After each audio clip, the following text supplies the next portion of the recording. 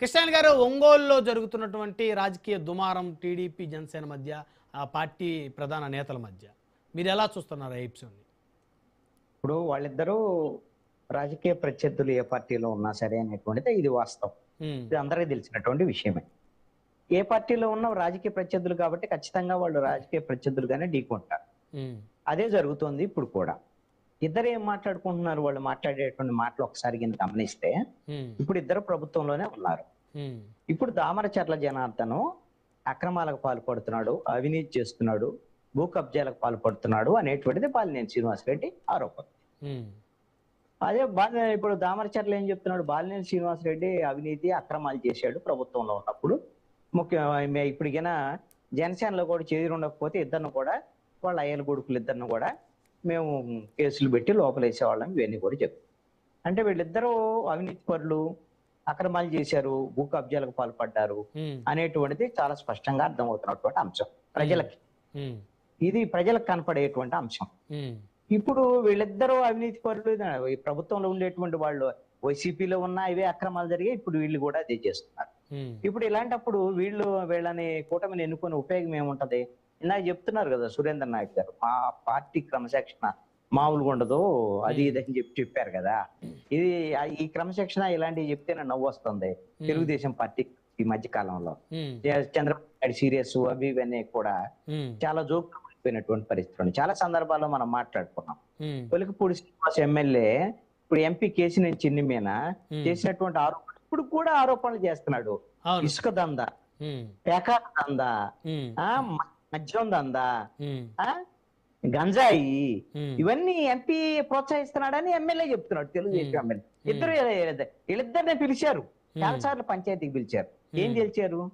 ఏం లేదు, మీరు గప్చుప్పున ఎవరు తెలియకుండా అని ఉంటే వాటాలు ఉంటే అని ఉంటే చేయండి, చేసుకోండి అని వాటాలు పంచేటువంటి ప్రయత్నం చేస్తుంది అధికార పక్షం, వాళ్ళ అధికార నాయకత్వము. ఇంతకుముందు బీజేపీ ఎమ్మెల్యే మాజీ మంత్రి ఆదినారాయణ రెడ్డి, అదే విధంగా సి ప్రభాకర్ రెడ్డి, వీళ్ళిద్దరి మధ్య గొడవ వచ్చింది. వాళ్ళిద్దరు కూడా పంచాయతీ గట్టిగానే పోట్లాడుకున్నారు కదా రాయలసీమలో బూడిద కోసం. ఈ బూడిద కూడా వదిలిపెట్టలేదు. బూడిద కోసం పంచాయతీ చేసి ముఖ్యమంత్రి పిలిచి చేస్తున్నాడు. ఇప్పుడు మాట్లాడుకోవట్లేదు వాళ్ళు, ఏమైనా బూడిద పంచాయతీ ఆగిందంటే బూడిద ఎవరికి వాళ్ళు వాటాలు పంచుకున్నారు. ఇప్పుడు ఎక్కడ పడితే అక్కడ ఎమ్మెల్యేలు ఎంపీల మధ్య లేదా మంత్రుల మధ్య ఈ అవినీతికి సంబంధించినటువంటి వ్యవహారాలు, వాటాలు సరిగ్గా తెక్కపోవడం వల్ల గొడవలు అంటారు. అంతే, ఇంకా అంతకన్నా మించి ఇంకేముండయండి గొడవలు. నాకు అర్థం కావు. వాటాల గురించే ఇదంతా. వాటాలు కుంభకోణాలు మీరంతా చేస్తాను, మీ వాటా మీరు తీసుకొని మా వాటా మాకు ఇవ్వాలి కదా, ఇది పరిస్థితి పంచాయతీ ఇదంతా. ఇప్పుడు రేషన్ బియ్యం అని రేషన్ డీలర్ అని అంటాడు. రేషన్ అంటే ఏం మాఫియానే కదా. అవును, సంబంధించిన వ్యవహారం. మా వాటా ఏందని అడుగుతున్నారు జనసేన వాళ్ళు. అంతే, ఏమన్నారు దానికి జనసేన అంటే మీరు ఎట్లా చెప్తారు బహిరంగంగా మా వాటా వాళ్ళు ఎక్కడ ఎవరు అడిగిన దాఖలాలు ఆధారాలు ఉండాలి కదా కృష్ణాయన్ గారు. కృష్ణాయన్ గారు వాటాలు లేదు, పోటాలు లేదు. ఓకే, సురేంద్ర రెడ్డి గారు సమయం లేదు, నేను అడుగుతున్నాను. వీరయ్య చౌదరి, ఇదే ప్రకాశం జిల్లాలో జగన్ ఏది మన నారా లోకేష్ అత్యంత సన్నిహితుడు, చంద్రబాబు నాయుడు అత్యంత సన్నిహితుడు. 44 కోట్లు గురించి అతను చంపారండి. తెలుగుదేశం అతను కీలకమైన నాయకుడు. ఎందుకో తెలుసా? మద్యం మాఫియా, ఇసుక మాఫియా, ల్యాండ్ మాఫియా, ఇవన్నీ మాఫియాలు కూడా తెలుగుదేశం పార్టీకి సంబంధించినటువంటి వ్యవహారాల్లో హత్య జరిగిన ఇది ఈ ప్రభుత్వం వచ్చిన తర్వాతే. మరి ఇటువంటి బహిరంగమైనటువంటి పరిస్థితులు ఉంటే మాఫియాను అడ్డుకున్నందుకు పొడిచారు సార్. మాఫియాను అడ్డుకున్నందుకు పొడిచారు సార్. మీరు అదే ఇంత మరీ సురేంద్ర అడ్డుకున్నందుకు జనానికి పవర్ చెవుల్లో పూలు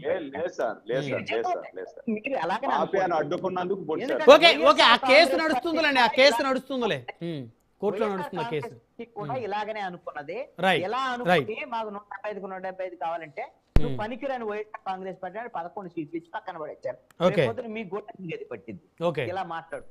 ఇంకా 2.5 సంవత్సరాలు ఉంది, గాడిని పెట్టుకునేటువంటి ప్రయత్నం చేసుకోండి అనేది నా సూచన. ధన్యవాదాలు అండి చర్చలో పాల్గొన్నందుకు కృష్ణాయన్ గారు, సురేంద్ర నాయుడు గారు, జ్వాలాపురం శ్రీకాంత్ గారు, అందరికీ పేరు ధన్యవాదాలు. మరి